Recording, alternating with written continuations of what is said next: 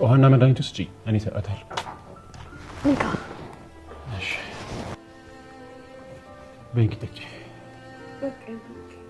ጠጪ ለመድኃኒቱ ቆንጆ ነው እኮ። ትንሽ ብቻ ጠጪ። አንቺ እንደው ደረቅ ካልሽ አትመለሽ። አይዞሽ በቃ ትኩሳቱም ለቆለ። አይዞሽ። አውቆ እኔን ለማናደድ ሆን ብሎ እንደሚያደርገውም አውቄበታለሁ። ቆይ እኔ ምን አገባኝ? እንደፈለጉት ቢሆንስ እኔ ምን አናደደኝ? ምን እየቀናው ነው እንዴ? አይሆንም። እኔ እኮ ባለትዳር ነኝ። እሱ እንደፈለገ ቢሆን መቅናት የለብኝም። ደግሞ ልክ እንደ እህቱ ነው የሚያያት። ሌላ ነገር ያላቸው አይመስለኝም። ግን ደግሞ እህቱ አይደለችም እኮ። ሌላ ከእህትነት ያለፈ ግንኙነት ቢኖራቸውስ? ያለ ምክንያትማ እንደዛ አይለጣጠፉም ነበር። የሆነ ነገርም አለ። ቆይ ሁሉን ነገር ላይ እደርስበት የለ። ያው እንግዲህ እንደነገርኩ ሰውየው በጣም ከባድ ሰው ስለሆነ ስራውን በጥንቃቄ እንድፈጽምልኝ ነው። ለሱ እንኳን ሐሳብ አይግባ። መግደል ጥርሳችንን የነቀልንበት ስራቸው። ወንድሜ የነገርን ያለ ነው የገባህ አልመሰለኝ። ሰውየው እባብ ነው እያልን እኮ ማለትማ ከዚህ በፊት ሞቷል ከተባለበት ሁለቴ እንደ እባብ አፈር ልሶ የተነሳ ሰው። ለሱ ችግር የለውም። እንደ እባብ ጭንቅላቱን ቀጥቅጬ ምላሱን ቆርጬ ስለምገለው ወስኛለሁ። አሁኑኑ መወገድ አለበት። በጣም ጥሩ ውሳኔ ነው የወሰንከው። እና መቼ እንዲወገድ አሰብክ? አጋጣሚው በተገኘ ጊዜ መወገድ አለበት። ይመስለኝ እናንተን የጠላችሁ እሷን ስለወደደ ይመስለኛል። ታውቃለህ አባዬን በጣም ነው የጠላሁት። ካሌብ የኔ ልጅ፣ እኔም እኮ አባት ነኝ። እሱ በደም ምን ይወዳሉ? በቃ ነኝ። እሺ የኔ ልጅ በቃ ካሌብ። አቤት የኔ ልጅ በጣም ነው የምወድሽ። በጣም እሺ።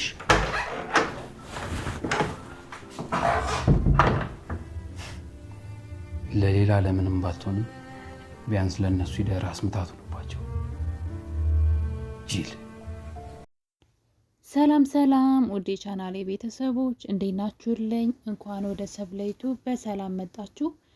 ዛሬ እንግዲህ ካያ የተሰኘ አዲስ ተከታታይ ድራማ ክፍል 9 ይዤላችሁ መጥቻለሁ።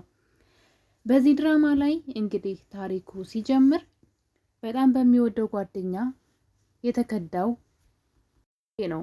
ብሩኬ በጣም ታታሪና ጎበዝ ሰው ነው። በጣም ባለሀብትም ጭምር ነው እና በጣም የሚወደው እንግዲህ ሚኪ የሚባል ጓደኛ ነበረው።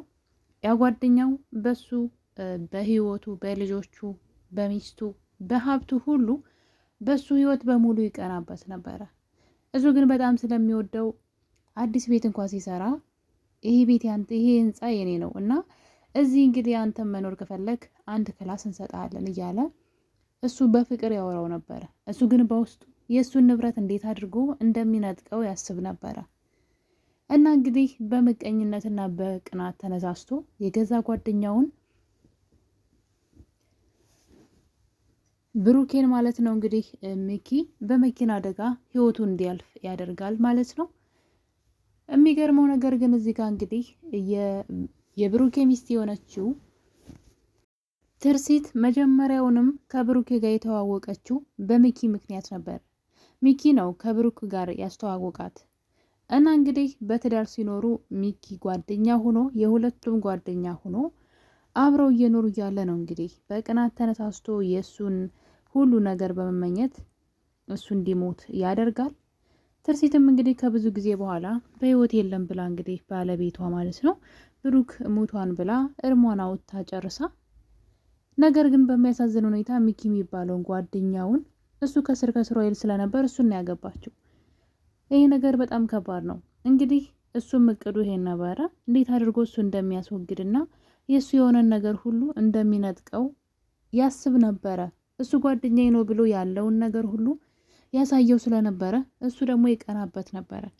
እንግዲህ ጊዜ ጠብቆ ብሩክን እስከ መግደል ድረስ ሆን ብሎ የመኪናው ፍሬን እንዲበጠስ አድርጎ መኪናው እንግዲህ ወደ ገደል ገብቶ እንደ ሞተ ነው የሚታወቀው። ሙቷን ብላ እሷም ተስፋዋን ቆርጣ ማለት ነው። ከዛ በኋላ እንግዲህ ትዳር ከጓደኛው ጋር መሰረቶች ማለት ነው። እና በመጨረሻ በሚያሳዝን ሁኔታ እንግዲህ ብሩክ አንድ ቀን ጫማዋን ልታስጠርግ ቁጭ ያለችበት ቦታ ላይ ጫማውን የሚጠርግላት ሰው ቀና ብሎ ሲያያት ግን ብሩክ ነበረ። ማመን አቅቷት እንግዲህ እጁ ላይ ያሉ ምልክቶችን፣ ንቅሳቶች፣ ታቶዎች ነበሩ።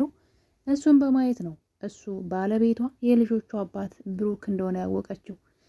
ነገር ግን በሰዓቱ እሱ እንግዲህ ምንም ነገር አያስታውስም በአደጋው ምክንያት ማለት ነው። እና እንግዲህ እሷም ወደ ቤቷ ትወስደዋለች። ከልጆቹ ጋር ያለውን እንዲተዋወቅ ብቻ ብዙ ነገር እየሞከረች ነበረ። ይሄ ነገር ህልም የሆነበት ሚኪ እንግዲህ በድንጋጤ ማመን አቅቶት እሷ በአደጋ ሞቷን ብላ ተስፋ የቆረጠችለት ባሏ በገዛ ጓደኛው ነበረ እንግዲህ እንዲሞት ተደርጎ የነበረው ማለት ነው። ይህ ሁሉ እንግዲህ ከምቀኝነት ከክፋት የተነሳ ነው። እንግዲህ አስቡ፣ በጣም በብዙ ሰዎች ህይወት ላይ የሚከሰተው ነገር ይሄ ነው። ጓደኛ ብላችሁ ህልማችሁን፣ ሚስጥራችሁን ወይም ደግሞ መንገዳችሁን፣ ሀሳባችሁን ስትነግሯቸው የእናንተ ሀሳብ እንዳይሳካ ከቻሉ ሀሳባችሁን ያደናቅፋሉ። ካልቻሉ ደግሞ የእናንተን ነገር ለመንጠቅ ለእናንተ ጉድጓድ ይምሳሉና እንግዲህ ሚኪ እንደዛ አይነት ሰው ነው። በተቃራኒው ብሩክ ደግሞ በጣም ጓደኛውን የሚወድና ሚስጥረኛ አድርጎ ስለ ቤቱ፣ ስለ ኑሮ፣ ስለ እያንዳንዱ ስለ ስኬቱ ሁሉ ለጓደኛው ይነግረዋል። ጓደኛውን ሁሉ ነገር ሲሰማ ግን እንዴት አድርጌ ለራሴ አድርገው የሱን ነገር እንዴት አድርጌ ልንጠቀው እያለ ነበረ በውስጡ የሚያስበው እንጂ እንዴት ብሎ ነው ጓደኛ እዚህ የደረሰው? እኔ ደግሞ እሱን ተከትዬ ልክ እንደሱ እሱ ያለበት ደረጃ ለመድረስ ልጣር ልስራ አላለም። እንደውም በተቃራኒው እሱን አጥፍቶ እሱ የለፋበትንና ሰዎች የለፉበትን ሰዎች የደከሙበትን የሰዎች የሆነውን ነገር እንዴት አድርጌ ለራሴ ያደርጋለሁ የሚል ኳልኩሌት ነበር ሲሰራ የነበረው ሚኪ ማለት ነው። እንግዲህ እንዳሰበውም አደረገ። ብሩክም እንግዲህ በደረሰበት የመኪና አደጋ ለተወሰኑ ወራቶች ምንም ነገር አያስታውስም ነበረ። በመጨረሻ ግን የብሩክ ትውስታ እንግዲህ መመለስ ይጀምራል። ለዚህም ዋነኛዋ እንግዲህ ትርሲት ናት። ጓደኛው የእሱን ንብረት፣ የእሱን ቤት፣ የእሱን ሚስት፣ የእሱን ልጆች ሙሉ ለሙሉ እሱን አስወግዶ ሁሉን ነገር በእጁ አስገብቷል። ብሩክ ደግሞ ነገሮችን አለማስታወሱ ትርሲት ለእሷ ከባድ ነበረ። ትርሲት በአካል ካገኘችው በኋላ በህይወት መኖሩን ስታውቅ ወደ ቤት አመታ ከልጆቿ ጋር ስታስተዋውቀውና በዛ ላይ ደግሞ በሕክምና የማስታወስ ችሎታው እንዲመለስ ስትጥርለት ነበረ። በመጨረሻም እንግዲህ ማስታወስ ችሏል። እና እንግዲህ ይሄ ነገር መጀመሪያ ከማስታወሱ በፊት እንግዲህ ሚኪ እሱን ለማጥፋትና መልሶ ለመግደል በዛ ላይ ደግሞ ከዚህ በኋላ እኛ ብንገለው እንኳን በህግ አንጠየቅም፣ ከሞተ ቆይቷል፣ የሞት ሰርተፊኬት የሚወጣለት ሰው ነው፣ በህይወት አለ እንደ አዲስ ተገደለ ቢባል ማንም ሰው ተቀባይነት የለውም በህግ የሞተ ሰው ስለሆነ ምንም የዓይን እማኝ ስለሌለ፣ ስለዚህ እናስወግደው ብለው በተደጋጋሚ የመግደል ሙከራ ሲያደርጉበት ነበረ። ጓደኛውና ሚኪ ብሩክን ለመግደል ብዙ ጊዜ ሲያቅዱና እንግዲህ ሲያልሙ፣ ነገር ግን ራሳቸው ባጠመዱት ወጥመድ አንድ ቀን ብሩክን ገደልን ብለው ነገር ግን ሌላ ሰው ነበር የገደሉት። እናም እንግዲህ የሚኪ ጓደኛ ብሩክን ገድየዋለሁ፣ እንኳን ደስ አለ፣ ከዚህ በኋላ ማንም ሰው አይጠይቅህም፣ ሁሉም ነገር ያንተ ነው፣ ያቀድከው ያለምከው ይሆንልሃል ብሎ ይነግረዋል። እና እንግዲህ ሬሳውን እንደብቀው ለመግደል ለመቅበር ማለት ነው ከጓደኛው ጋር ተማክረው ለማስወገድ ወደ ሬሳው ወዳለበት ቦታ እንግዲህ ሲሄዱ የተገደለው ሌላ ሰው ነበረ በስህተት ማለት ነውና እንዴት አይነት ወንጀል ማለት ራሳቸውን ምን አይነት ወንጀል ውስጥ እንደከተቱ ማለት ነው ተመልከቱ። እና ሁልጊዜም በክፋት መንገድ የምንሄድ ከሆነ ያ የክፋት መንገድ እንዴት አድርጎ ራሳችንን ጠልፎ እንደሚጥል ነው እንግዲህ ሚኪ ጋር ያየሁት። ሚኪ አሁንም ሰላም የለውም። ምክንያቱም ደግሞ ገድየዋለሁ ያለው የድሮ ጓደኛው በህይወት አለ፣ አሁን ላይ ተመልሷል። ቤቱም ሚስቱም ልጆቹንም እንደሚነጥቀው ነገሮችንም ደግሞ ካስታወሰ እሱ እያደረገ ያለውን ነገር ከደረሰበት እንደሚገለውም ያውቃል። አሁን ላይ እንዴት አድርጌ እሱን ከነሱ ላርቅ ብሎ እንግዲህ ሌላ እቅድ ጀምሯል። እሱም ልጆቹ አባታችን በህይወት መጣልን ብለው ደስ ብሏቸው ሳይጨርሱ፣ ነገር ግን ቤት ውስጥ ባለው አስቦት እንግዲህ የድሮ ባሏ አሁን ያገባችው ባሏ አንድ ቤት ውስጥ መኖር አይችሉም እና እንግዲህ ብሩክ ቤቱን ትቶ ወጣ ማለት ነው ወደ እነ ሚጣና ወደ እነ አባባ። መጀመሪያ ላይ ከመኪና አደጋ ከተረፈ በኋላ ማስታወስ በማይችልበት ሰዓት አብሯቸው የነበሩ ሰዎች ጋራ እንግዲህ ከነሱ ጋር ለመኖር ቤቱን ለቆ ወጥቷል። ዋናው ምክንያት ደግሞ ሚኪ ነው።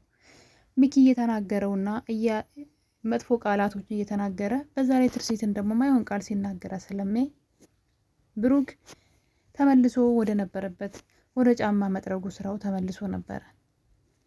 እናም እንግዲህ ልጆቹ ደግሞ አባታችን ከዚህ አትሄድ ብለው ሲጠይቁት እሱ ያን ማድረግ እንደማይችል ለቤቱ ሰላም ሲባል ከቤት መውጣት እንዳለበት ከራሱ ቤት ማለት ነው። እንግዲህ አስቡ፣ ከባድ ነው፣ ለውሳኔም ለምንም ማያመች። በዛ ላይ ሚኪ ለትርሲት ጥሩ ባልና ጥሩ ሰው ለመምሰል ይሞክራል በጣም ማለት ነው። ነገር ግን አሁን ላይ እንግዲህ እሱን ለመግደል ብዙ ጊዜ ሞከረ፣ አልቻለም። ዙሪያውን ለሱ ከባድ ሲሆንበት በልጆቹ መጥቷል። አሁን ላይ ልጆቹን በተለይ ደግሞ ትንሹን ካሌብን ማለት ነው አባቱ ሌላ ሚስት እንዳገባና ለዛ እንደጠላቸው እነሱ እንደማይወዳቸውና እኔ ግን እወድሃለሁ ጥሩ አባት እሆንልሃለሁ እያለ አባታቸው ልጆቹ እንዲጠሉት እያደረገ ይገኛል።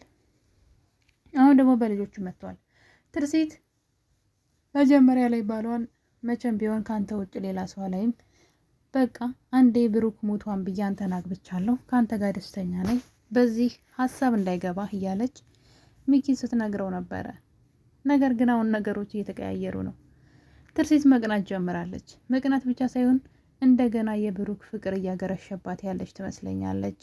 ለዚህም እንግዲህ ማሳያው እንደሚታወቀው እንግዲህ የነ አባባና የነ ሚጣ ቤት ብሩክን መጀመሪያ ተቀብለው የአኖሩት ሰዎች ማለት ነው።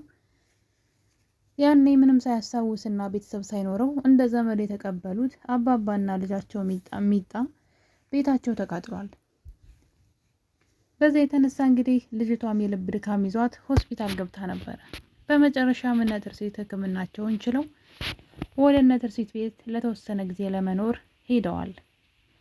በዚህን ጊዜ ነው እንግዲህ ትርሲት መቅናት የጀመረችው።